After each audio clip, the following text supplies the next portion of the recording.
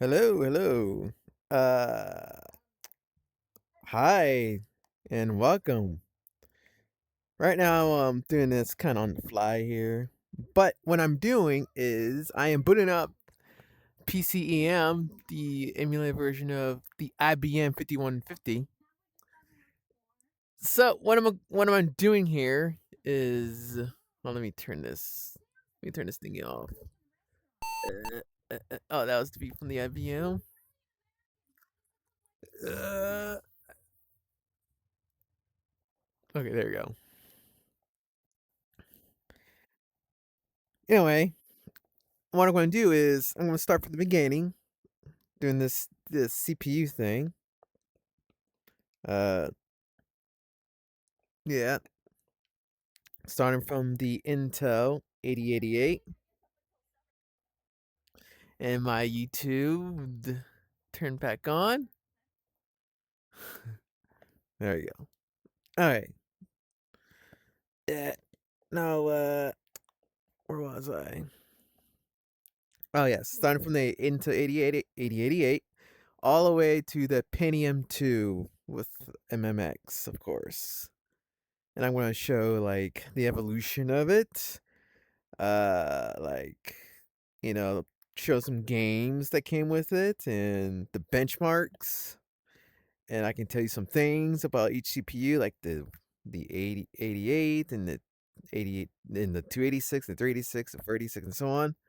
And show the results in that. The performance. I think it'd be cool. I don't know, something I always want to do.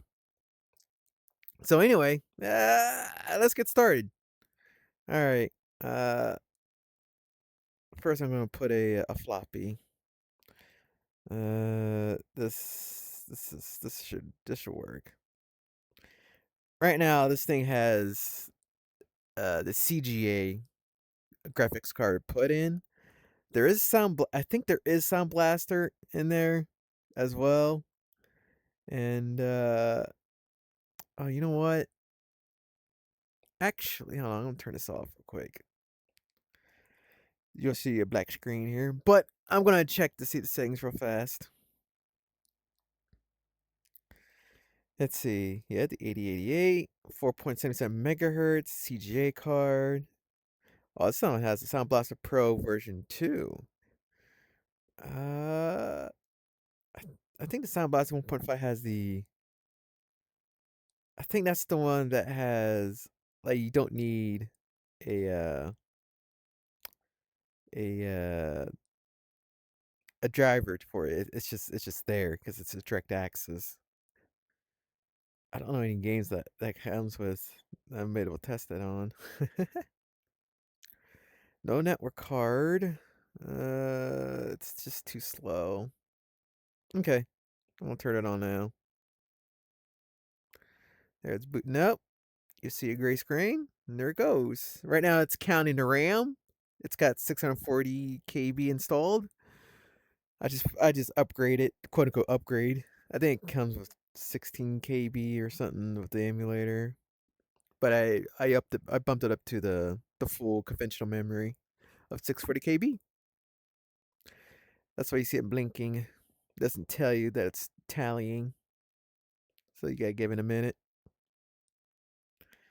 In the meantime, I think I already did that. I think there's already disk. Yeah, there's already disk in there. Okay, cool.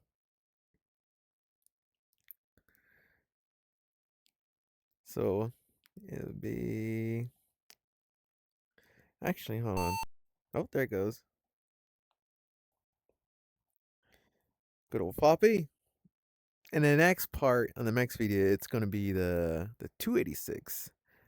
I might have tried to install Windows 3.11 with it on the 286 with the EGA output.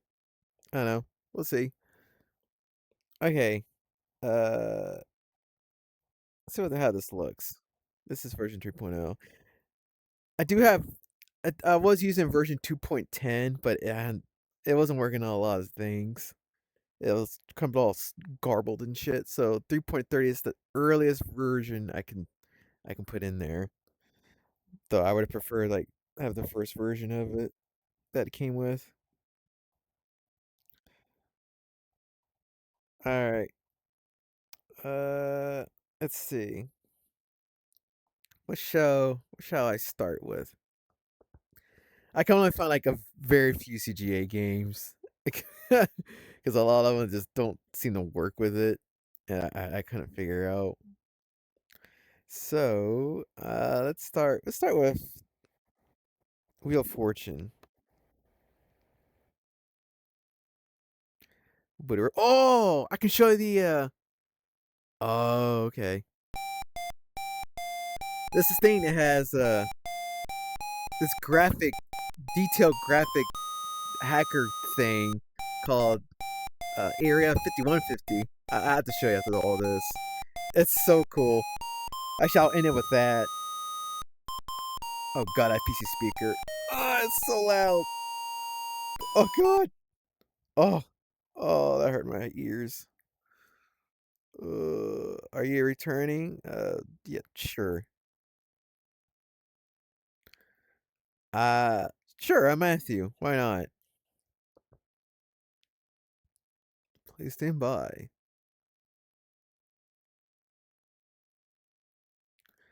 Hit any key to start round. Okay. Spin!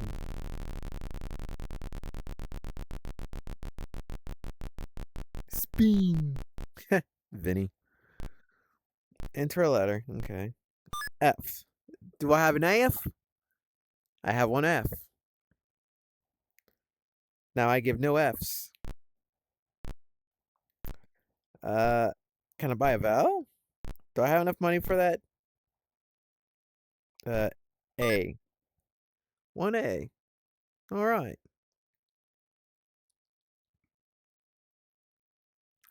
That's okay. It's a phrase, so I don't have a fucking clue what that could be. And it's still my turn.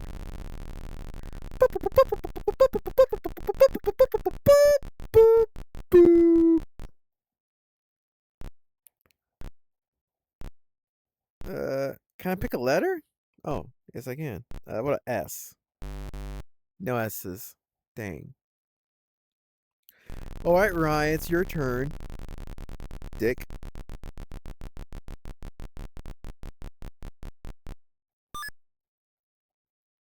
I guess it's free spin. You cocksucker.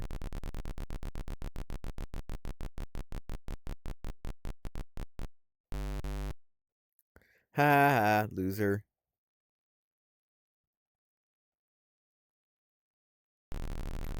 Ryan's a loser.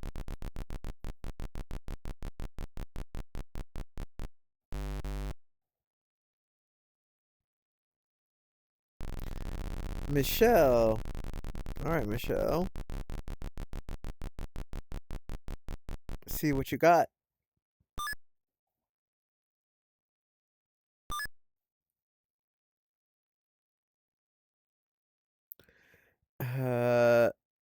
No. I can't.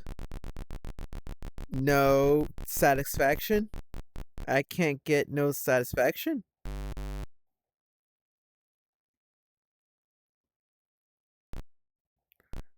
All right, my turn.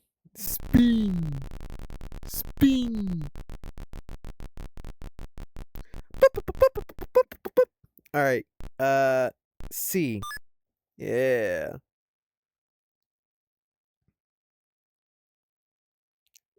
Well, I guess there is no N. Okay, I guess that can't be an N. Uh, okay. I like to buy a vowel. I. Ooh, two eyes. I remember this game being fun on my 286. It's not a bad game. It can get pretty addicting.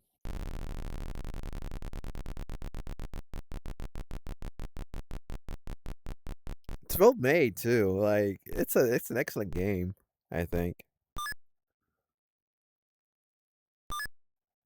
I can't get no mischief. I can't get uh E.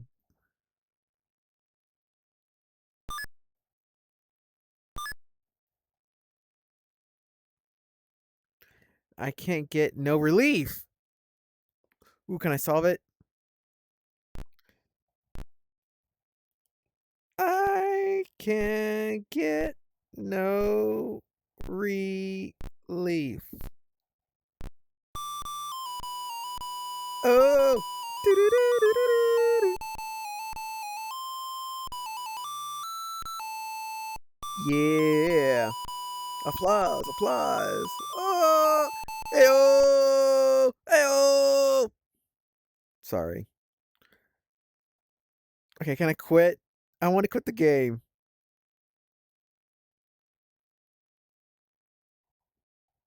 Is it Alt X?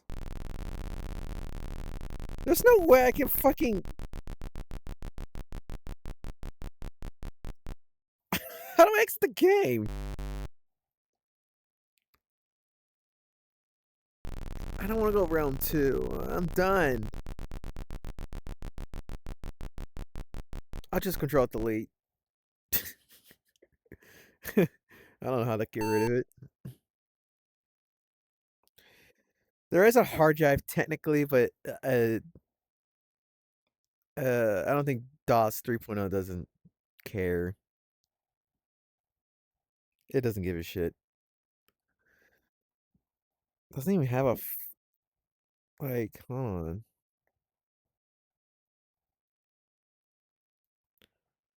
Doesn't even have a format. Oh, there's F disk.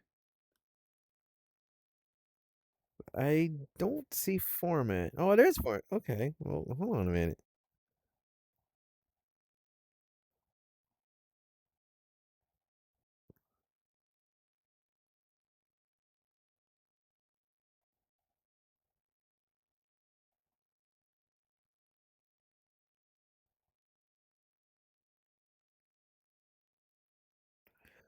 Oh shit.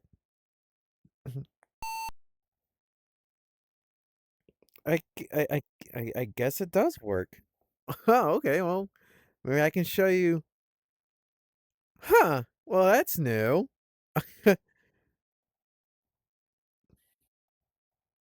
Okay. Well, let's format. 'Cause that'd be great. I can install some games in there permanently in there. Oh, that'd be kind of cool. I don't know how many cylinder there is in there. I don't think it's much. I I think it's a 200 meg hard drive in there. Or it's supposed to be a 200 meg. Sorry, 20 or 200. Dang, I didn't know I could do this. That means I can play Wasteland, right? And CGA, maybe? I don't know. Huh.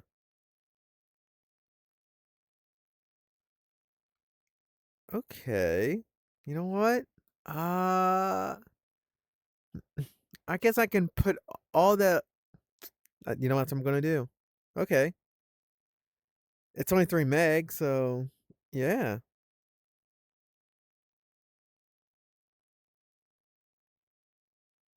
33 meg. Okay. I think I'm gonna do that.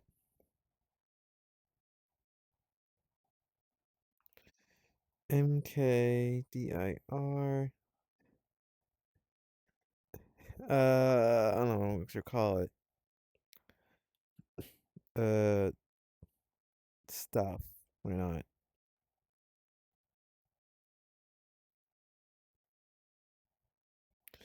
Is there a PWD command like shows you where I am? No. Okay.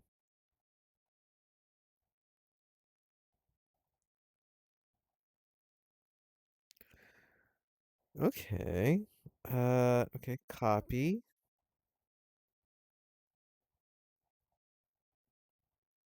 I don't think that works in DOS 3.0 or whatever.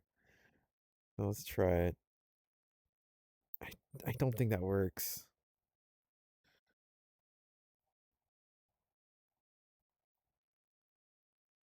Mm, yeah, I didn't think so.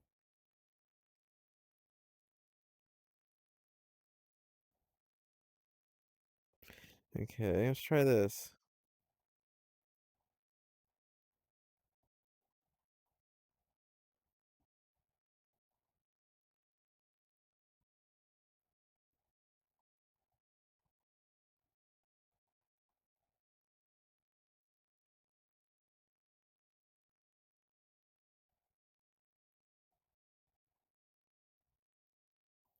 There you go. Oh, this is perfect. I didn't know I didn't know it detected the hard drive. It didn't do that before. The fuck did it do different? What the fuck did I do different?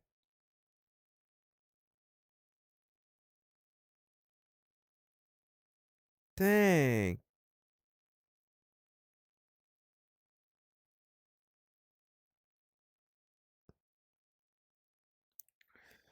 Oh, okay. Well,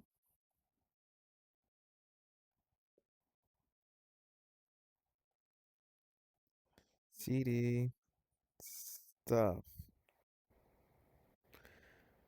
What do you mean it's an invalid directory? It's right there. Is it case?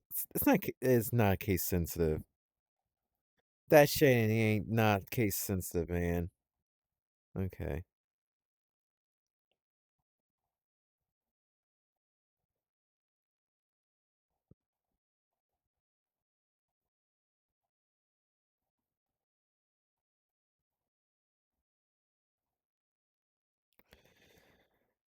I gotta do it like that. Good God.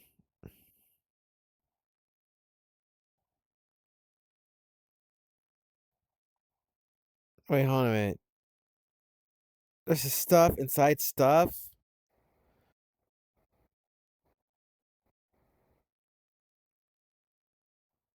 This is what? Hold on. What the fuck is going on here? Invalid. What in the hell?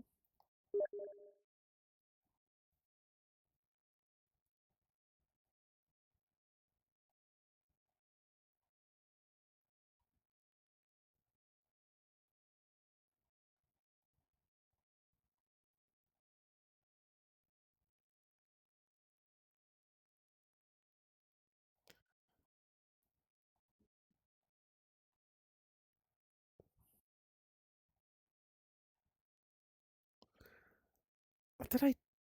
What I? What the fuck? Hold on.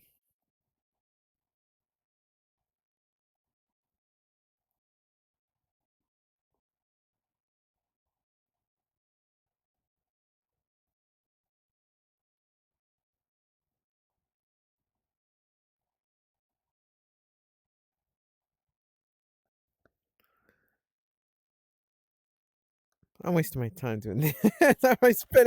I spent 18 minutes doing this? No. I'm wasting my time here. I mean, well, this is the speed of what was it, 4.77 megahertz? As you can see.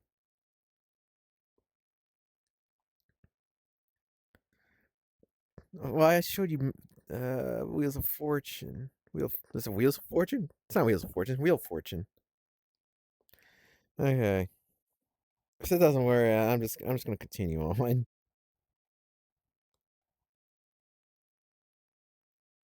Okay, good. Okay, what else I can show you? Let's try Hangman.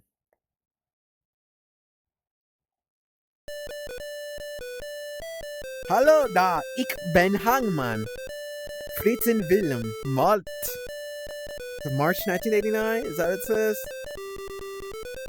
Or made? Duluk in Toots. Wat zal ik je noemen? No noemen. Okay, I mean, assuming that's his name. I could have sworn it was not in Dutch when I played this game. I'm pretty sure this was in English. This was definitely not in Dutch. I'm pretty sure. Wil je plaatjes? Are there other players? That's what it say. No. Will je geluid? Are you alone? Okay, Latin we starten. Je bent over. All right. I. Ooh, I got I. A. No. F. No. How the fuck am I supposed to know? Especially in Dutch. Oh, check this out. See this guy? He's getting close. Oh no. Oh shit. Ali. Oh, I got A. Is there E?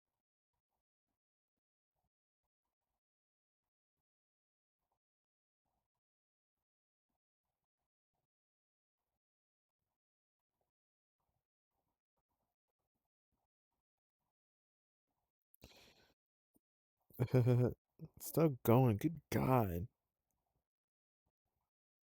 Come on, you mighty power 4.77 megahertz. Good old Intel. Come on.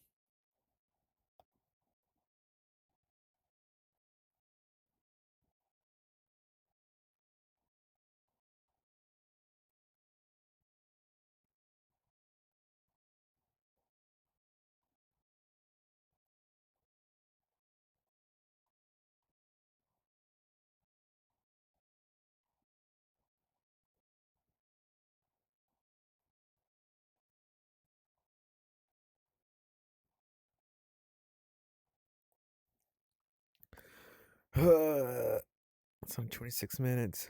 There's still time. Oh yeah, this thing, this last update of this program using it was in 2020.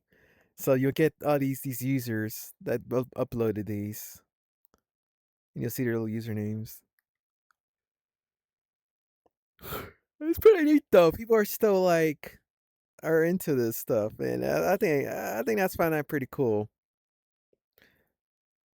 I don't know about you, but I think that's pretty fucking cool, man.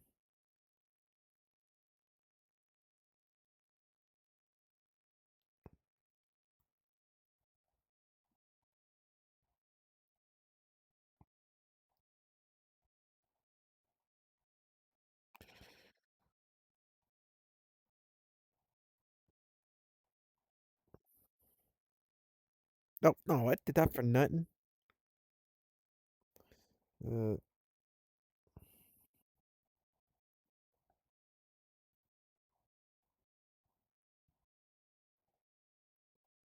oh, finally. This is like, mm, mm, mm.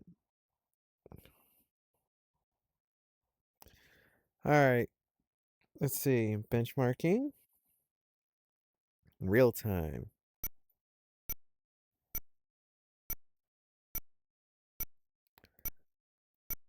Let's see. A score of 4. All right. Mem test, mem opcodes, vidmem, 3D games. I don't know where that's 3D is coming from.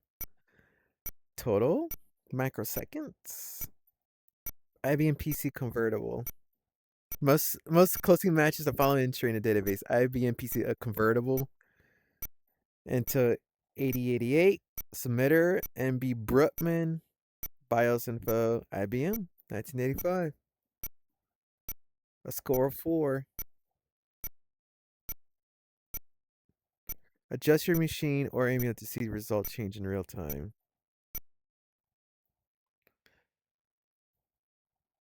It's 3 introduction.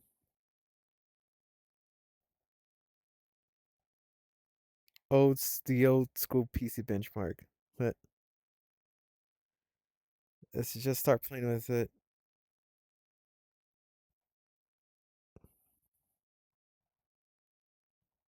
Add your system to the database.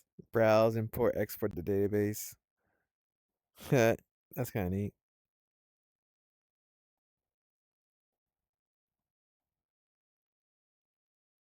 Found new section header. Setup.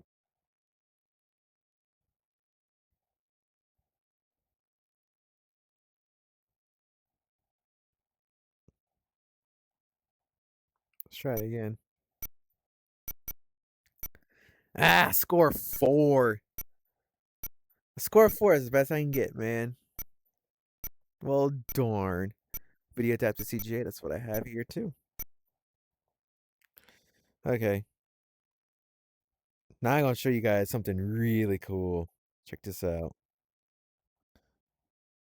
It's just, I guess, some hacking team or whatever. Uh, I'm probably badly explaining it and shit. You guys see for yourself. This was made for the IBM PC, the 5150. It's dude, the amount of detail and stuff of like what it can do for this machine. This machine that was made in 1981 with CGA graphics. I'm assuming on a composite monitor instead of RGB. Dude, it's so fucking cool. Okay, let's begin. This is the coolest fucking thing. Check it out. I'll end it with this. And next time, I'll use a 286. There it goes. Just watch the show.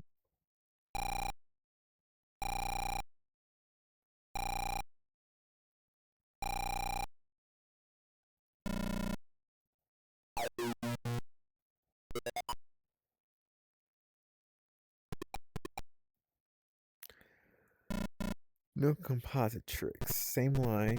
Text graphics.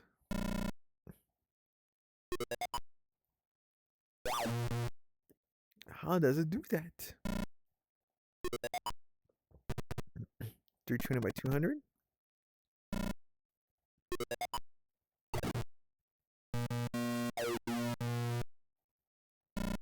That's what the 5150 looks like.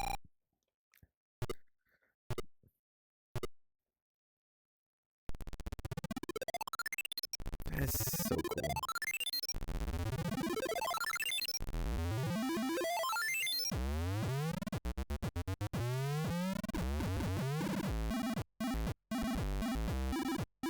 This brings back memories of those cracks for computer games. And when you open up the key generator, these kind of music will pop up. And these kind of graphics too. It's fucking great. This is so cool, man, what they can do with this machine. It's so fucking cool. It blows my mind. Legit does. 60 frames, really? Look at it. Look what I can do, man. That is so cool.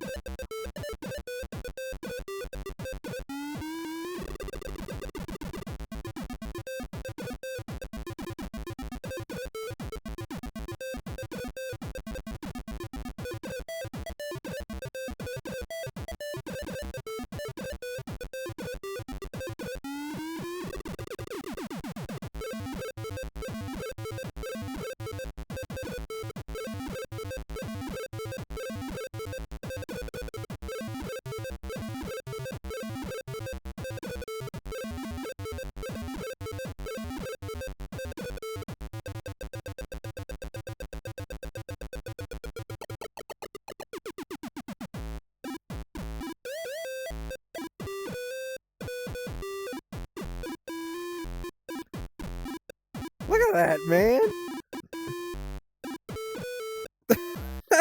This just is blowing my fucking mind.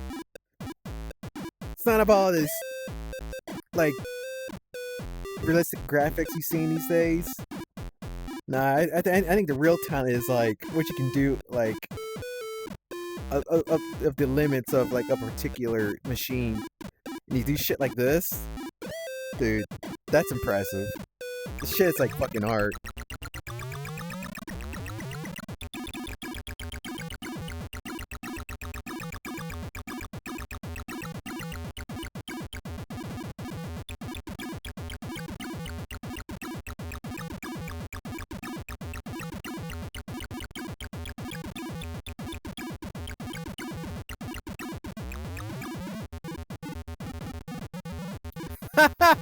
No fucking way!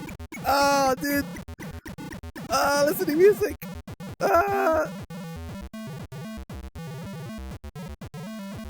Dude, they're playing the Doom music in there. This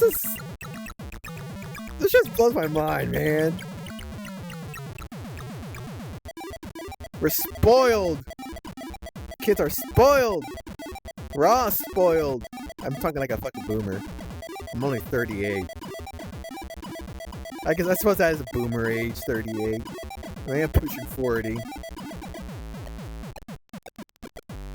I got turned 39 this year. I'm an old man. I'm an old man. That's alright. We check all the elephant to tap dance.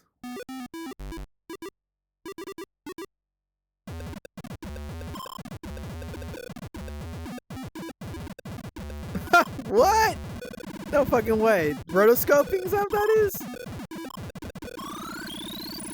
How does it do that, man? This is so fucking cool.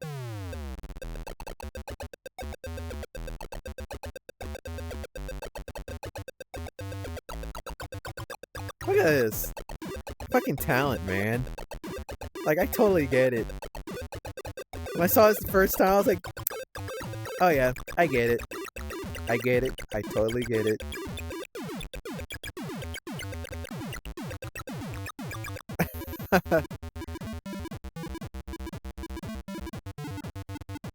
I think you can't get, like, IBM 5150 clone hardware-wise. I mean, that's as close as you can get, you know, to a real machine.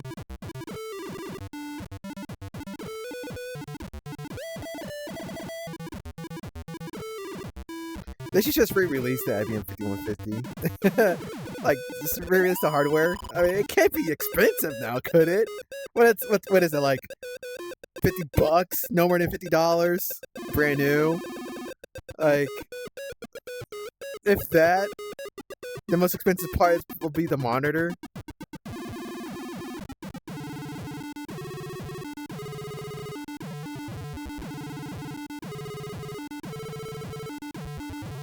Ah, look, it's the Intel 8088. Oh, and the 6845. No idea if that is. Maybe it's Motorola, I guess? I don't know.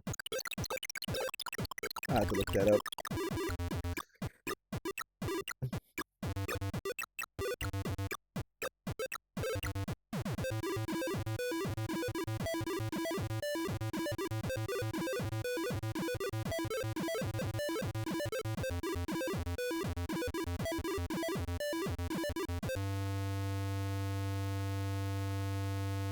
Uh-oh.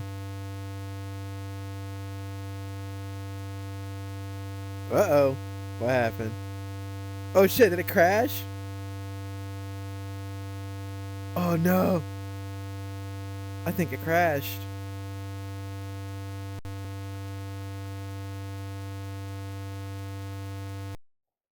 Oh shit. Yeah, it hardcore crashed. Oh man, come on. I was enjoying that. Damn. Not even the emulation can handle that. Ah, come on. Well, alright.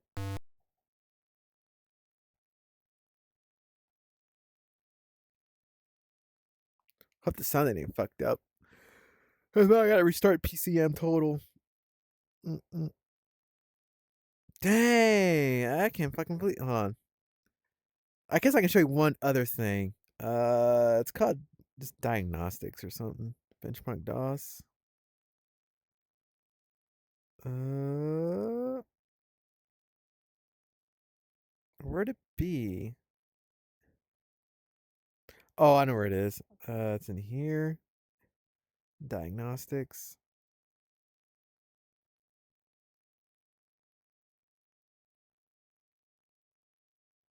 Try this one. All right.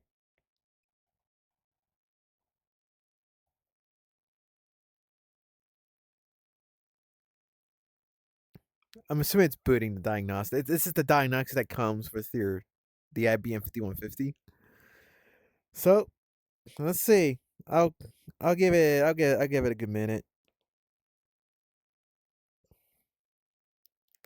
And if it doesn't work, well, what else I can think of? I think that requires UGA. I suppose I can try that. I'll try installing Wasteland. I think that requires at least a EGA. I don't think that's gonna work for its EGA graphics card, but we'll see. I suppose.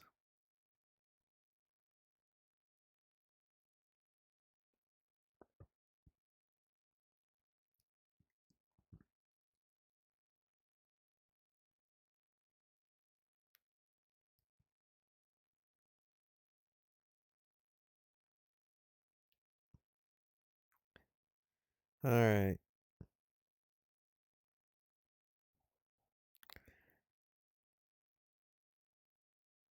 Nah, no, that's gonna work.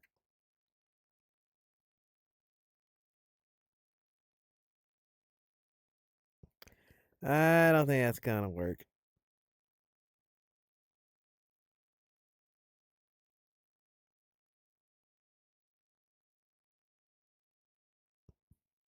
So I'm just gonna control delete.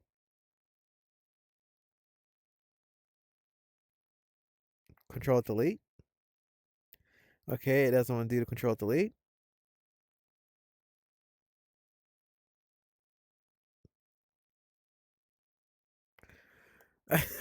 Well, I guess that didn't fucking work.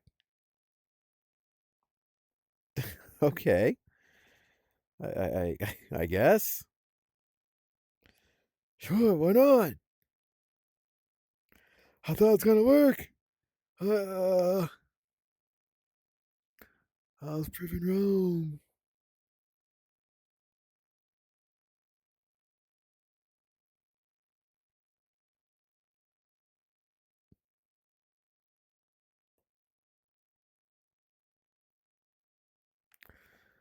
Well, fart knocker. All right, I'll do this. Error. What do you mean error? Oh, I used the wrong. I got used a 5 1/4. That's right. It wants the 5 1/4. Derp derp.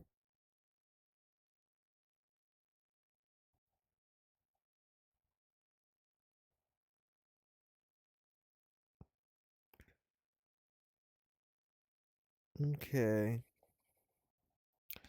All right. We'll do one more thing before calling it quits. Cement. This no, I think cement requires at least CGA. I don't think that's a CGA game. Rabbit.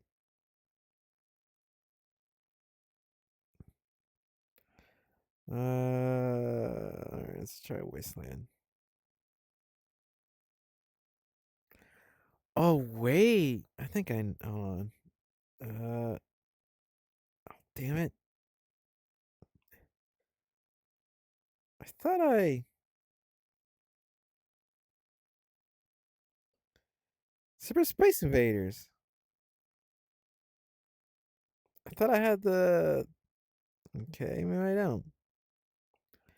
Super Space Invaders. I think works with CGA. I'm gonna have to get that. Hold on. First, I'll put in Wasteland. Okay. I can't remember if it's either install or setup. Okay, for this one, setup. Do do do do do do do do do do. Yes. C drive. Oh, it does. Ooh, it's got composite. All right, let's put some composite.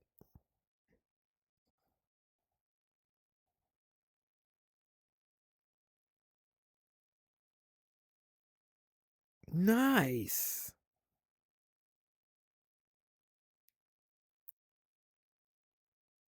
Hey, this may work. This might work out after all, folks. This may work after all.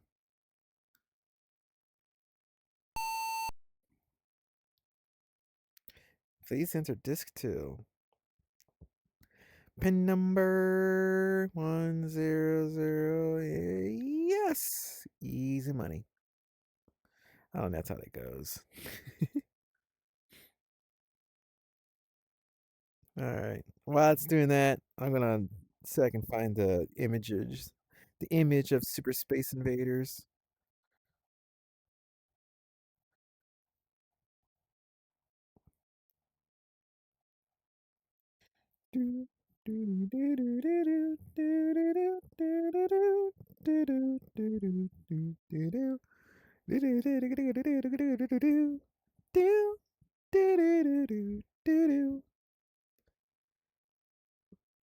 What? Show all. I just want. There we go. Super Space Invaders. Yes, there we go. Oh, there's two versions of it. I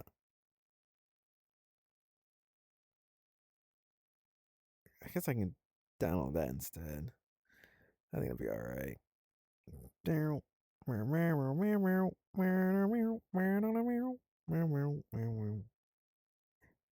Numbers pictures left to convert 76. Oh my god. No, no, no, no, no. Come on. We're not gonna wait that long, are we? No. Oh, come on, man. That's like what, 10 minutes? No fucking way. What? Are you fucking kidding me? No. No, no, no, no, no, no. Hold on a minute. Hold on there, partner. Hold on there, partner. Well, in the meantime, I can download the 360K version of it. There's no fucking way. What? Oh, this one has 4 discs. Okay. Well,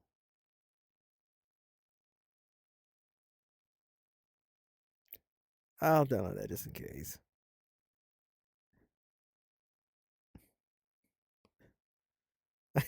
Rainbow 3, when that came out, 1990. I don't think that's gonna work. Arkanoid, Renegade, Sky Shark. Oh my god! If I'd known that's what's gonna, if that was gonna do, I'm very tempted to just restart boot it, but yeah, no, it's like what, 5 minutes? I guess. Okay, sure. I don't know. I don't even know what to talk about. Oh wait, hold on. Oh no, I don't think you guys are able to hear it. Have you guys ever heard of Notebook LM? It's basically this chat GPT, but it takes notes for you that you ask questions. And it does this podcast form based on your sources that you upload it to. It's really fucking cool. Let me see if it'll. I don't know if you guys are able to hear it. I don't think you guys can. This thing has pretty good noise cancellation of some sorts. Ugh. Well, son of a whore. All right, let's unpack this a bit today. We're going way back in time for this deep dive Oh, yeah. into Oh, you vintage guys can't silicon. hear it. Okay. Oh, We're cool. talking about the Intel i486 chip. Sounds good. You sent over some fascinating excerpts from Wikipedia about this 1989 marvel, Mhm. and honestly, it's amazing how much innovation they packed into this thing. You know, This is all it's easy AI to generated, forget by the just way. how These are groundbreaking just the two i486 AI was. Yeah. Like podcast today, hosts we talking to take, each other. gigahertz It's all and multi-core generated. processors There's for no real granted. people Right. here. But back then, this was like a giant leap forward. So It's basically, like comparing a I horse-drawn uploaded carriage Yeah. to the the first Wikipedia Model article of T. the Mhm. Like both get 486 you places, and but then one generated completely changed the game. Yeah. the So audio what made the overview, which turns out to i486 so this. special? Well, The Wikipedia article mentions this thing called Yeah, pipelining. there you go. pipelining is basically a way. You know what? To be more appropriate, though, hold on. Just hold on. The IBM personal computer. Okay. I know this has. Whatever. I'll upload this. I'll load this up, and we'll hear it. Where they talk about the IBM personal computer. This will work out. Here we go. Welcome back, everyone, to the deep dive. Today we're gonna kind of rewind Again, the this is clock a all bit computer and go back to generated. 1981. Okay. Yeah, the year that IBM, Hmm. that giant of the mainframe world, decided to, dip their toes into something completely new. Oh, yeah. Building a computer Yeah. for the everyday person. Wow. Yeah. I mean, think about it. Yeah. Back then, IBM was known for these massive computers. Like, Right. seriously, huge things. Yeah. Took up entire rooms. Yeah. So the idea of them, like, Yeah. making something small I enough guess to you guys can fit always on a desk, fast Right. forward the that was video pretty too. out there. I guess. Totally. It was like, Yeah. like, imagine a symphony orchestra Uh-huh. suddenly deciding to play, like, a pop song. Yeah, like a top 40 hit. Yeah, exactly. Good. Right. So unexpected. Yeah. And, Yeah. when we look at the sources, Mm. we see that back then the home computer market, Right. it was dominated by companies like Apple, Tandy, Commodore. The big name. These were the familiar names. Huh. So what on earth made IBM think Right. they could step into this arena Yeah. and actually compete?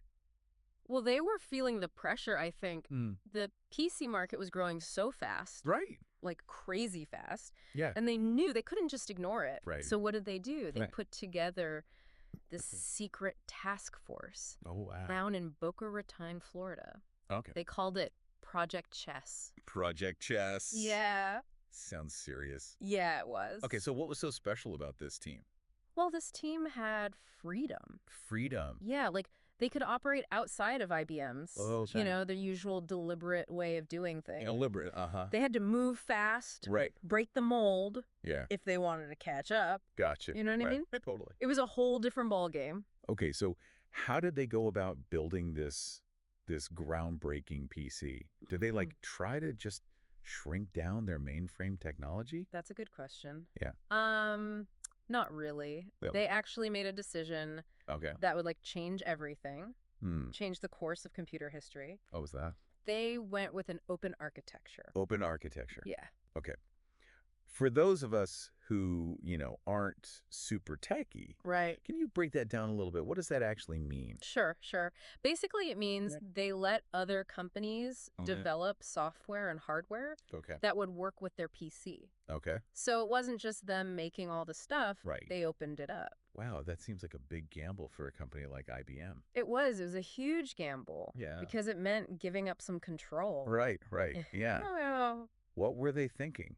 Why would they take such a risk? What well, were I they think thinking? knew that by opening up the platform, Yeah. they could attract more developers. Okay. People who would make software, Right. and that would create a more vibrant ecosystem. Got it. So more people using it, more things you could do with it. Yeah, exactly. It was like throwing a party Yeah. and inviting everyone to bring their own dish. I love that analogy. Yeah. Yeah, makes sense.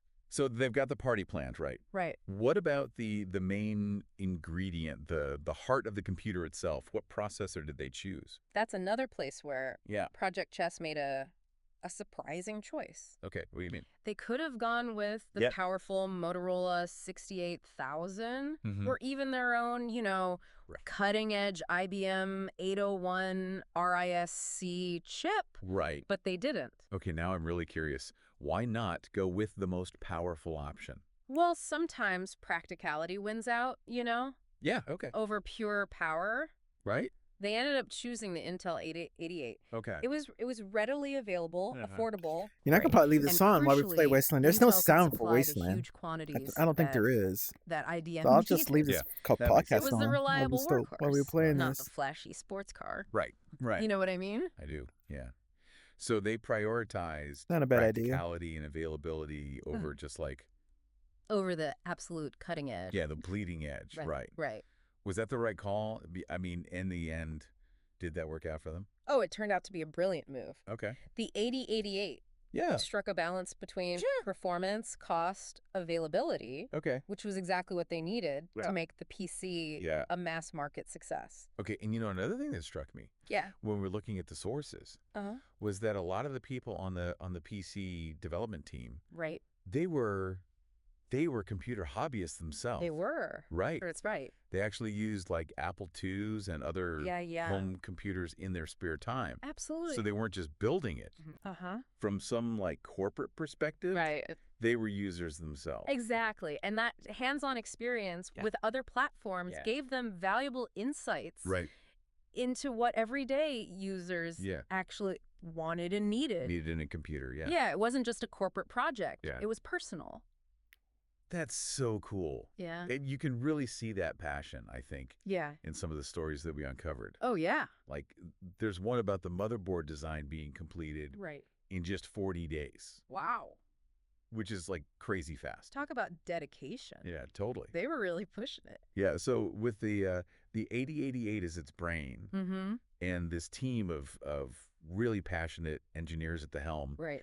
the IBM PC was finally ready for its big debut, It was. August 12th, 1981. The big day. What was the reaction like? How did the world respond? Let's just say IBM underestimated the demand. Big time. I mean, Really? Like for how it much? has They all initially hardware, projected they sales have of it captured on a hardware. 220,000 You know, the card units over capture on a 3 hardware. years. Did they make those for Okay. ISO You know, that's a lot of slots? computers. That'd be kind of That is a cool. lot. But get this. Yeah. They ended up selling Or have it over CGA 750,000 output to like the card, PCs have it Wow. converted, in and 1983 then have it captured that alone. way. That's incredible. Yeah, So they Is that a clearly thing? tapped into something Dang. huge. they did. Yeah. Do you think it was just the open architecture that made it such a success? Well, that was a huge factor, Right. for sure. But Right. there's more to the story. Okay. Remember, IBM, they were known for complex systems. Right. Kind of intimidating. Yeah. But the PC felt different. Mm. It was surprisingly user-friendly. Okay. And I think that approachability played Yeah. a big role Yeah. in its appeal. It makes sense. Yeah. And speaking of appeal, we can't forget about their brilliant marketing campaign Right. with Charlie Chaplin's Little Tramp character. Oh, yeah. That's a Who good would have commercial. thought Right. that a silent film icon Yeah. would be the face of some Yeah. computer revolution? It's amazing. It's a great campaign. Yeah, it totally captured that Yeah. message of accessibility, ease of use. It wasn't just for Yeah. tech wizards. It was for everyone. Yeah, and they even changed the way they sold the PC too, right? That's right. Like they partnered with retailers, Yeah. like Computerland Uh-huh. and Sears. Yeah. So they were bringing it Bringing it right to the people right to the people. alongside their TVs and refrigerator. Yeah, exactly. It was Yeah. like a whole new approach for IBM. It was a big departure. Yeah. But it was a smart move. But as we'll see, Yeah. this open approach, Right. while incredibly successful, Yeah. Oh my also came with some God. unexpected consequences.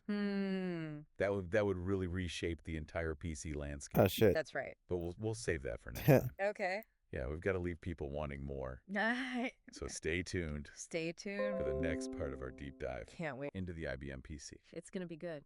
You know, it's fascinating how that decision to go with an open architecture, Yeah, you know, the one we talked about earlier, right. the thing that really fueled the PC's success, it also led to the rise of what we call PC clones. Right, the All right, clones. let's Yeah, see. it's like they See kind of what'll work. accidentally created their Yeah. own competition. It's like they gave away the secret That sauce, is right. and everyone else okay. was Maybe like, I don't have Exactly. composite. They made the, I thought I the did. My PC's bad. inner workings Aye. so open, yeah, so transparent, Yeah. so well I thought I can emulate documented that composite. they I thought I had that turned basically on. handed other companies a blueprint right. to make machines that were like Yeah. practically identical to theirs. So these other companies could just like copy IBM's design. Wasn't quite that simple. Yeah. The key to compatibility was the BIOS. The I BIOS. can't- Yeah, the basic input-output system. I can't read Can any you of explain this. what that is for people who might not be Oops. familiar? Sure. Think of it as like Okay. the software that acts as Hold a on, hold on, hold translator on. Okay. between the hardware and the operating system. Resolution. Okay. Got it.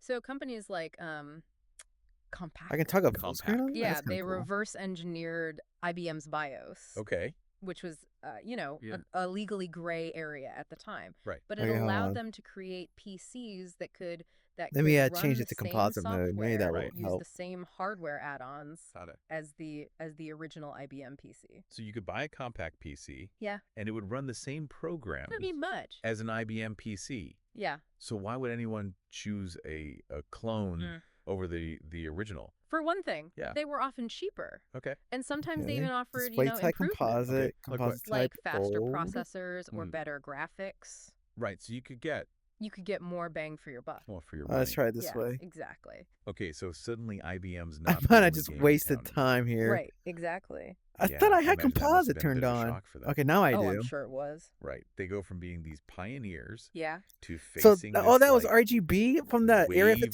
5150? That's pretty competitors, Yeah. cool, and man. it's all because of their own decision Right. to be See open. about that talent? Ironic, isn't It's it? fucking The very fucking thing that great. made them successful Yeah. also created this Yeah. unexpected challenge. What did they do about it? Like, but did they try to fight back against these clone makers? Oh, they did. Yeah. They tried to fight back Okay. both legally Right. and in the marketplace. They argued that Yeah. their BIOS was copyrighted Right. and that these clones were infringing on Right. their intellectual property. But, Yeah. you know, it was kind of like Okay. the genie was already out of the bottle. Right. Once the idea is out there, Exactly. it's hard to put it back in. The clone Oh, market exploded. no. Mm. And Oh, before long, no. these IBM compatibles Yeah. were Oh. outselling the original IBM PCs. Wow. So it really backfired on them in a way. In a way, yeah. Right. So did Okay, did well, this, let this me whole just... influx of clones No. ultimately hurt IBM? That's a tough That question. was not It's a what I complex expected to one. be. Right. On the one hand, Yeah. it definitely cut into their market share, Right. but you could also argue Yeah. that the That's a little clones better, actually though. helped Okay. fuel the overall PC revolution So. by making PCs more affordable, Right. more accessible. Uh-huh. They helped to create this Yeah. much larger market Okay. for everyone. Right, including IBM. Okay, so this is what Exactly. composite So looks it's kind like. of a, Yeah. a double-edged sword. It's like they created this They did. innovative product, Yeah. but then that innovation led Okay. to Right. this unexpected competition Yeah. that changed the whole industry. Absolutely. Right? It's a classic case of disruption. It is. It really is. Yeah. But even with all these clones popping up, Mm. the IBM PC Yeah. still left a huge mark on the world. Oh, absolutely. Right. Yeah. It's hard to overstate the Yeah. impact. It Yeah. set the standard for personal computing as Yeah. we know it. The familiar desktop setup, Yeah. the keyboard and mouse, Yeah. the vast library of software, All of that all of that stuff. can be traced back Yeah. to those early IBM PCs Yeah. and their clones. It's like the IBM PC provided They the stand. DNA. It's a blueprint. Yeah, for the entire personal computer industry. Exactly. Yeah, this is kind And of it neat. wasn't just about the hardware and software either, right? No, not at all. Like it had a big impact on Mhm. culture and society as well. It did. It really did. How so? Democratized Got it. access to computing power. Okay. You know, it put it Yeah. in the Read hands of paragraph 2. individuals, Mm. businesses, institutions. Oh, all it's just over some the kind of world. It's crazy to the, think this is how some kind much of of our world today like Right. copyright is built protection on thing. I think that's what that foundation is. Yeah, it's really laid remarkable. by the IBM PC. Okay. It is. But this, Hold on, I'm gonna try this something legacy else. of openness Yeah. and innovation, Right. it also came with some challenges, didn't it? It did, yeah. Right. While the open architecture Yeah. allowed for I'm gonna try incredible something else. creativity and rapid Composite type. development, Let's try it new. also See what that led does. to some issues with Okay. compatibility and fragmentation. Okay. What do you mean by that? Well, as the market just exploded Yeah. with all these different Oh, yeah. PC makers and software developers, Right. things didn't always work together as Yeah. smoothly as they should. So it was kind of a Yeah, double-edged sword. it was. Yeah. Openness fostered innovation, Uh-huh. but it also created some headaches along the way. It did, for sure. And another consequence had to of the delete IBM that PC's Wasteland. success Ugh, was that was the rise ass. of Microsoft Yes. and Intel. But I can kind famous of see how they Intel blends all the colors. duo. So that Right. that They was- basically that was pretty came cool. to dominate They did. the PC world. Yeah. Well, IBM Right. designed this remarkably open system. Uh-huh. The market forces that it unleashed Right. eventually led to Yeah. a certain degree of consolidation. Okay. So Microsoft's MS-DOS operating system, Oh my And later- lord! Yeah. Windows, became like Right. the dominant platforms. Yeah. And Intel's processors Right. powered the vast majority of PCs. So this duopoly Yeah. really had a profound impact It did. on the PC industry. For decades to come. So the legacy of the IBM PC is this It's complex story It of is. remarkable innovation, Uh-huh. unforeseen consequences, Yeah, and the rise of new tech giants. absolutely. So what are some of the key Yeah, it's not much takeaways different. from this era of computing history? What can we learn from it? Well, I think there are Yeah. several important lessons here. Okay. First, Smart. it highlights the power Yeah. of embracing Mhm. open architecture Right. and fostering a collaborative ecosystem. Right, like by allowing others Exactly. to build on their work. Yeah. They ignited this They did. this wave of innovation that benefited everyone. It's like planting a seed Yeah. that grows into this Right. vast and thriving forest. I love that analogy. What else? Second, it shows how important Ah. user experience Mutants. is. Right. Even in a market that Yeah. was dominated by, Yeah. complex technical products. Yeah. IBM realized Kinda they tech. needed to make a machine that was approachable, easy to use. They understood Yeah. that technology is only truly powerful Right. when people can actually use it. Exactly. Right.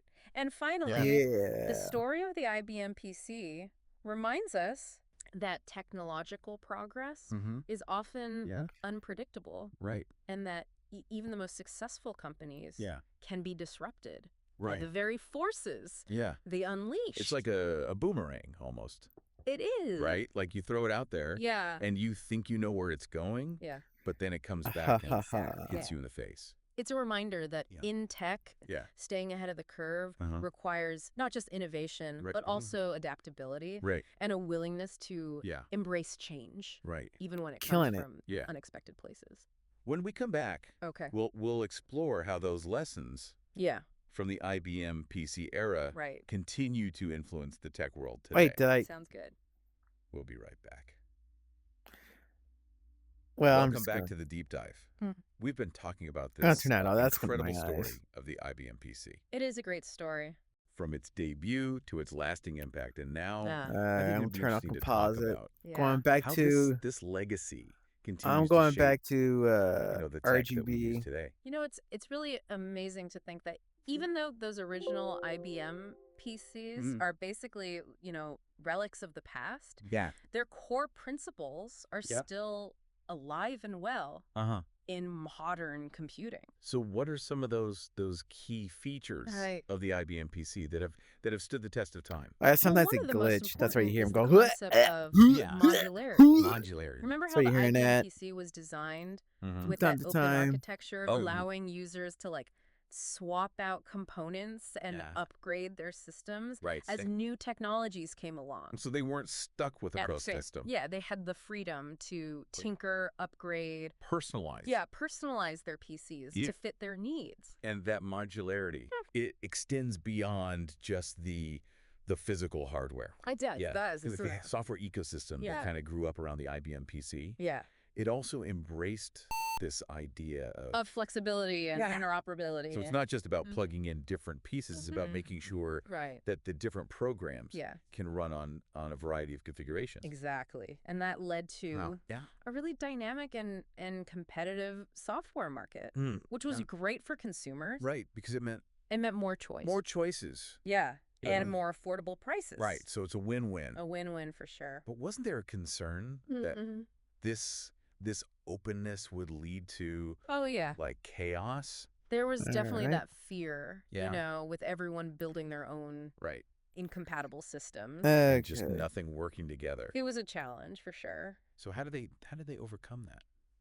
Well, the drive towards Standardization, I think ultimately won out. Okay. Over time, the industry kind of came together and established these common I wanna try protocols and something. interfaces. So like a common language Exactly. for all these different So that components and software from different manufacturers could Is there a delete together. tree? work together No, there isn't. harmoniously. So even though there were all these Right. countless companies involved, Yeah. there was this There was this agreement. underlying agreement On how things should operate. in that emphasis on compatibility. It was crucial Yeah. for making the PC a truly universal platform. Right, like a global language. Exactly. Exactly. Yeah. It meant that users could choose from all these different options without worrying about Right. whether their stuff would work together. It's really amazing how this seemingly simple idea of compatibility God damn Had it. such a huge impact on the development of the whole tech industry. and those principles Yeah. of openness, Look, modularity, Let's do it this compatibility, way. they're still the foundation Right. of a lot of the technology that we use today. Right, like from our From our smartphones, laptops to like Okay, Yeah. cloud RGB this computing and time. the Internet of Things. all that stuff All it is built on those same principles. Yeah, it's incredible. So the IBM PC may be a museum piece now, I'll play a little bit of that. but it's DNA. On some Super Its Space Invaders. legacy lives on. And then we'll It's call it woven into quits. the fabric Yeah. of modern technology. Yeah. It's a real testament, I think, It is. to the power of good design Yeah. and a reminder that Yeah. sometimes the most revolutionary ideas Mm-hmm. are the ones that empower others to build upon. them. Yeah. The IBM PC wasn't just a product, it was a catalyst Yeah. for this whole ecosystem of creativity. And innovation. Yeah, and it's still shaping our world today. That's amazing. It is. Well, as we wrap up this deep dive into the IBM PC, it's clear that its legacy goes way beyond just those I also got beige the boxes that once sat on our desks. That's for sure. It's a 8088. story about We'll listen to that the too. Why power not? of collaboration, Yeah. the importance of user experience, and the unpredictable nature. I've been listening to these of all fucking day technological and night, progress. man. I've just been Absolutely. It's a getting all these story that I Wikipedia think articles, all this stuff leaves I want to us learn about with a and lot to put it think on about. podcasts You know, and put how it on can my we phone recapture and listen to that them while I'm at spirit work. of openness Yeah. and collaboration. That's all I've been doing for the Especially past today. 5 in days. today's world, Yeah. where we see Oh With all my the closed God. ecosystems, proprietary technologies. what lessons can we To learn convert. from the IBM PC era No. that we can apply to the challenges and opportunities Right. of the future? It's a good question. Those are great questions. Yeah. For all of us to consider Yeah. as we I'm not as we gonna continue really to navigate wait. Uh-huh. this ever-changing world of Maybe I'll technology. do that That's on for the sure. next Well, one. thank you for joining I'll us put it on Thanks for having CGA. me. on this journey into It'd be a the lot quicker fascinating too. world of the IBM PC. It But has. I'm just Until gonna next time, I'm keep just gonna exploring. Yeah. yeah. I'm just gonna repeat questioning. that. Keep pushing the boundaries. And keep pushing the boundaries Yeah. of what's possible. How'd you guys like that podcast? I like it. I tend to like it. I think it's rather neato.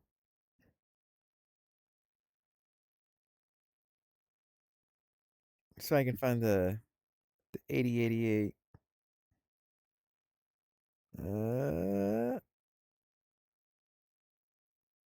Well, I know it's here somewhere. Oh, wait, I just passed it. There it is. I'll load that up.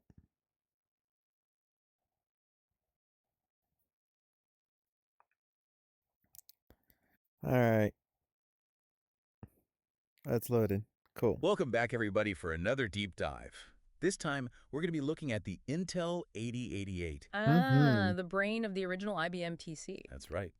And Yeah. we're going to be using excerpts from the Wikipedia article on the 8088. Sounds good. So we're going to try to figure out why it was so special, why it mattered then, why it matters now. Yeah. This may or may not work. One of the things we'll be looking at is that it wasn't originally intended to be some kind of powerhouse. It was actually a budget-friendly option. Oh, really? And its limitations, well, they shaped how we Oh, write it software, worked. even today. That's interesting. That's a compromise that ended up having surprising. huge consequences, huh? Exactly. It's a story about how they had to, get clever and balance things out. Exactly. So to start off, the 8088, it wasn't something Yeah, all right. completely new, right? Yeah, you're right. It was basically a modified 8086, another Intel processor. Both of them were 16-bit. 16-bit. Yeah, so that means they could deal with 16 ad-lib. bits of data at the same time, which back then was a big deal. So what was different Yes. about the 8088? The 8088 had an 8-bit external data bus. Okay, so what exactly does that mean? So think of it like a highway. The I 886 still is a remember that. 16-lane highway That for theme song data. that plays The for this game. 8088, 16 lanes inside, but the exit, only 8 lanes. So they intentionally created a bottleneck. Why would they do that? Well, cost. Back in 1979, computers were really expensive. I can imagine. Intel wanted 16-bit computing to be, more affordable.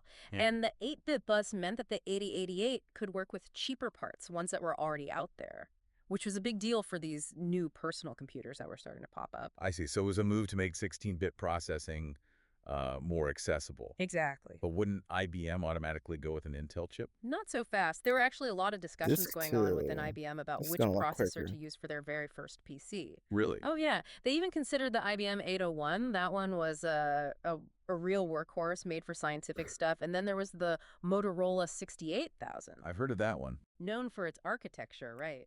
They even thought about using simpler 8-bit chips, like the ones in those old home computers. So the 8088 had competition. Oh, yeah. But a couple of things really helped it win out. First, Intel made a good offer on the price. IBM cared about that a lot. But the real clincher, all those 8-bit support chips we talked about, the 8088 was practical, powerful enough, but also cheap to make. So the 8088's limitations, in a way, were its biggest strength. You got it. It's amazing how something that seems like a small design choice could have such a huge impact. That's the cool thing about technology, right? It's all about compromise and ingenuity. So the 8088 made the IBM PC happen. But what about those performance cores we mentioned earlier? Invaders. That 8-bit bottleneck must have had some downsides, right? Definitely. The 8-bit bus was key for making it affordable, but it also made it slower. At the same clock speed, it was about half as fast as the 8086. Because it was kind of like having this great engine but stuck in first gear. Yeah, that's a good way to put it. It could do the work, but it took longer to get the information it needed. Think about it like trying to drink a milkshake through a coffee stirrer. It's a lot of sips. Okay, so programmers had to figure out how to get around this. Exactly. They had to be really smart about how they wrote the code to make sure it didn't get bogged down by that Oh, you hear that bottleneck. noise? I'm guessing they had some tricks up their sleeves. What did they do? One thing they did was to try and arrange the instructions carefully. Listen to that ad lib, Put man. The long ones next to the The short sound ones, blaster so the kicking in. processor was See, you don't have always to set busy. up anything. Even when It's it was just waiting it for just data. knows where So it was the all driver about or where the keeping hardware the is for the processor sound. working and minimizing those waiting periods. Look at Got that it. And CGA that's something that's still loveliness. important today. That You know need what? for I'll install efficiency this that came game from the 8088's limitations. on the It EGA really version of the shaped how software is 286, developed. and That's when we get to the fascinating. So VGA even though the version, I'll show 8088 what that isn't looks around like. anymore, it still affects how we write software today. So I also have this other game called Absolutely. Ultrabot. It's a That's a great VGA example only. of how And sometimes Mortal Kombat. limitations can actually make things better in the long run. So it's like a chain reaction, one thing leading to another. Yeah. But before we go too far down that road, I think we should take a closer look at what's inside the 8088. You know, its architecture, its instruction set. Are you ready to pop the hood? Let's do it. All right, so we're back, and we're really getting into the guts of the Intel 8088. Last time we talked about how its design, with that 8-bit external data bus, made it perfect for the IBM PC. Right, the one that started it all. Exactly. So let's go even deeper, look at its architecture, and see how this chip, which might seem simple, actually laid the foundation for so much of what we have today. I have. I'm ready to get technical. You mentioned before that the 8088 had How do this I? 16-bit internal architecture, but that 8-bit external data bus. Yeah. What does that mean exactly?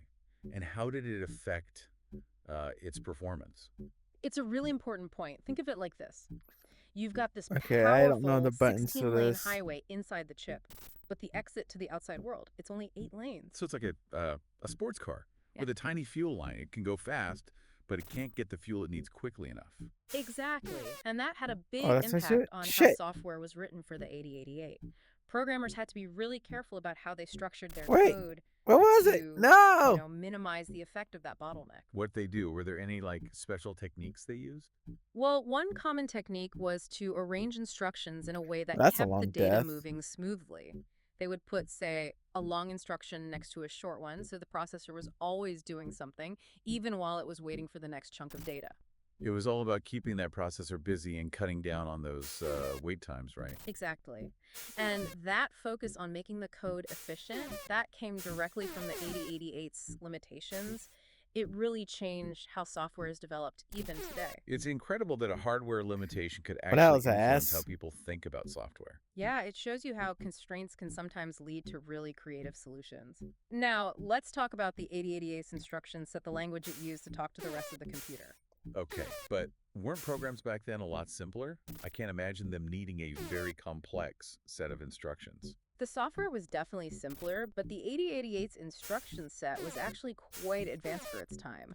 Yeah, it had instructions for arithmetic, adding and subtracting, logical comparisons, like figuring out if one thing was bigger than another, Not quite moving good at data this. around, even instructions for working with text called string manipulation. String manipulation, that sounds pretty high level for such an early processor. It was. And it was really important because it let programmers write more complex software. You have to remember, this was before languages like C or Java were around, so a lot of programmers were working directly in assembly language.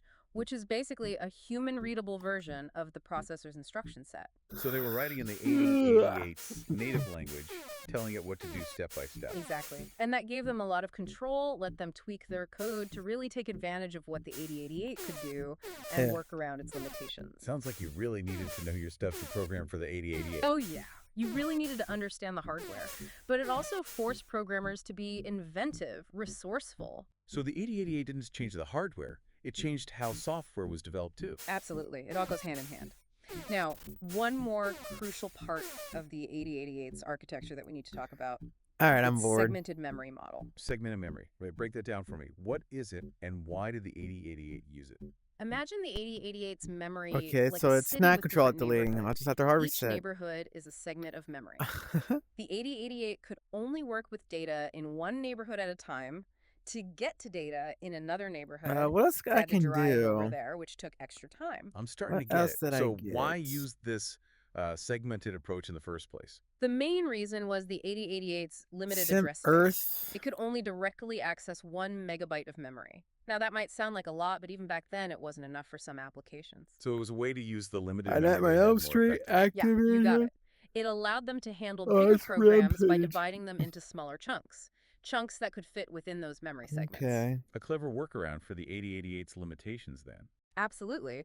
But of course, it wasn't perfect. Managing all these segments could get complicated, especially for large programs. Plus, it added overhead because the processor had to switch between segments. Another one of those trade-offs, huh? Complexity versus efficiency. Exactly.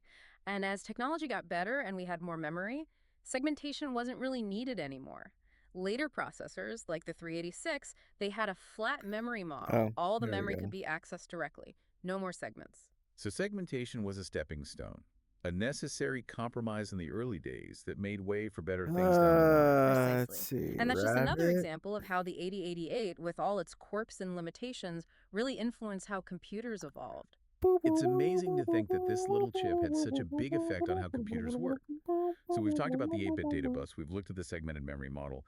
Can we do a quick recap of the main points before we move on? Okay, I'll do First, we saw how the one more 8088's game. internal It's 16-bit this game I used architecture, to along with play that a 8-bit long time external ago. bus, created a performance bottleneck. I think it's It called meant Reader programmers Rabbit had to be or really Math creative. Rabbit. Right, they had to find ways to optimize the code. Exactly. Then we looked at the 8088's instruction set. Surprisingly advanced for its time, it let programmers write more complex software. And finally, we talked about that segmented memory model. All right. Clever way to deal with limited memory, but it also made things more complicated. Right, a classic trade-off. Yeah. Okay, great recap. Now, I'm thinking about the bigger picture. What happened after the 8088? Did it just fade away, or did it have a lasting impact? I'm ready for part 3 of our deep dive into the 8088. So we've spent the last 2 parts like really getting into the nitty-gritty of the Intel 8088. You know, its design, the quirks, how it affected early software. Yeah, it's been a fun trip back in Strange. time. I It has. don't But now I'm kind of see curious about the it. bigger picture. Like, what happened after the 8088? Did it just, like, disappear? Or did it leave something behind? Well, believe it or not, the 8088's influence is still around today in the technology we use all the time. Really? It's like, imagine planting a tiny seed back in 1979, and it grew into this massive forest of computing power. Wow, that's a cool way to think about it. So where do we see the 8088's fingerprints today? Well, for one thing, the 8088's success with the Oh, IBM PC why is it really called put that? Intel on the map. Right, the IBM PC, the one that changed everything. Exactly. It basically defined what a personal computer should be. And, that definition SP has shaped the whole 17? industry ever No. since. Why did it do So that it's like for? the 8088 created a template, a blueprint that everyone else followed. Yeah, pretty much. And that template wasn't just about the hardware, it was about the whole ecosystem that grew around the IBM PC. Hold on a minute. Think about all the I gotta rename software that was this. written for those early PCs, the operating systems, Son the of a poop. applications, the programming languages, all of that had to work with the 8088. So even though the 8088 itself is long gone, right. its influence is still baked into the software we use now. You got it. Those programmers, the ones who had to figure out how to make the 8088 do more with less, they helped create a lot of the best practices and optimization techniques that are still relevant today. They really laid the foundation for the software development tools and techniques we have now. So this chip that was designed to be affordable Drive ended up having A. this huge impact on the entire software industry. It's pretty amazing, right? And it goes even deeper than that. Remember we talked about the 8088 being like the ancestor of the whole by 86 family of processors? The by 86 family, the one that includes like the 286, the 486, and all the way up to the Can I just do multi-core math? processors we have now. That's right. And it all started with the 8088's architecture. With all its quirks and limitations, it was the basis for all those later This is how I processors. remember It's it. like the 8088's DNA was passed down through all these This is generations of chips, not how I remember evolving it. and getting better all the time. It's Exactly. missing It's a like looking font. at a family photo album and seeing how certain features get passed down from one generation to the next. But the 8088's It's influence missing wasn't just fonts. on its direct I don't know what descendants, font it it's actually missing, but influenced other I guess processors, it's even not ones from competing companies. MS-DOS Wow, 3.0 compatible. really? How so? While other companies looked at the Uh, 8088, both the good and the bad, and they learned from it. They saw what worked, what let me didn't work, see one and they used more. those lessons in their own designs. So the 8088 kind of raised the bar for everyone in the industry. That's a great way to put it. And that's why it's so important to Hmm. understand the history of technology. It gives us this context, helps us see the connections between different innovations, and appreciate how we got to where we are today. It makes Oh, you you know realize what? that I think innovation that's isn't it. always about these like huge breakthroughs, right? All right. Sometimes it's about taking an existing I think I'm gonna end it idea, here. making it better, finding Uh, new ways to use it. And that's really the story of the 8088. It was you a know what? product of its I'll let them time, finish. a They're solution almost that done. made 16-bit computing more affordable and accessible. But it also had this vision for the future, a spark that started the personal computer revolution and shaped the world we live in now. This has been an amazing journey. We started with this one little chip, and now we've explored the whole history of personal computing. It's incredible to think how much of what we take for granted, like how our computers work, the software we use, the idea of a personal computer, it all goes back to the Intel 8088. It really shows the power of human ingenuity, right? Yeah. And how these innovations can have a ripple effect that lasts for decades. Well said. I think it's time to wrap up this episode. But before we go, I want to leave you with something to think about. As you go about your day using your laptops, your smartphones, all this incredible technology, take a moment to consider the history behind it all. What inventions, things that might seem small or insignificant, have actually had a huge impact on your world? And what can we learn from the past as we continue to Yeah, shape the future of technology? Keep really, exploring, keep asking questions, and who knows, maybe you'll find the next 8088 hiding in plain sight. Thanks for joining us for this really. deep dive, everybody. Until next time. Wow. Actually, there is one more. I'm gonna try. One more. One more. I promise this will win. Airborne Ranger. I think there's a CJ version of that.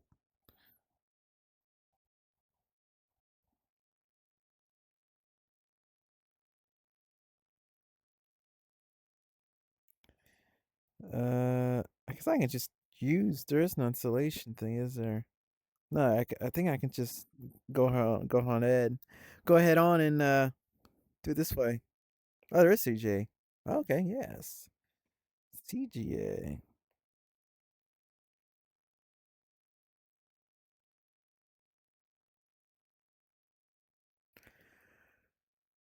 All right, let's load it up.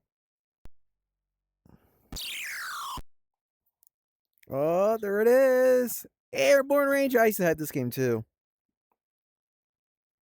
It had this army guy with this holding his flashlight and stuff with this makeup or whatever, camouflage. Uh, um, okay, well that. Never mind. I guess. Ow. Okay, well, okie dokie. Well, all right. I'm gonna end it here. Hey, thank you for watching, and dive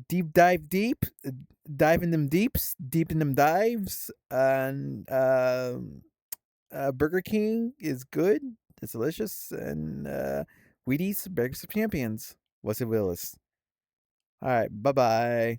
Thanks for watching. Subscribe, like, the spiel that these rich people do, YouTube creators, the more popular ones. Anyway, bye bye.